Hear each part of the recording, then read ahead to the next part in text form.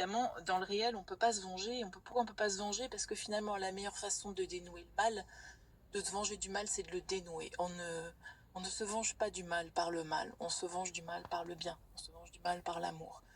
Donc moi, aujourd'hui encore, j'en vois beaucoup de lumière sur tous mes bourreaux, y compris mon père, mes oncles, tous ceux qui ont participé à ce système, parce qu'eux-mêmes sont victimes du mal. Il faut bien comprendre que c'est une chaîne, c'est-à-dire que quand mon grand-père monte dans les grades de la franc-maçonnerie satanique et qu'un jour il fait le geste de trop, et il va être enfermé dans ce geste de trop parce qu'on filme, parce qu'on prend des photos, et vous êtes obligé de revenir, et on vous demande de faire encore plus de mal, on vous demande de sacrifier votre propre famille, voilà. Et donc le mal ne cesse d'augmenter.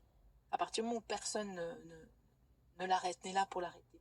C'est pour ça qu'il y a un immense enjeu de combat spirituel derrière. Donc moi, je cherche pas à me venger.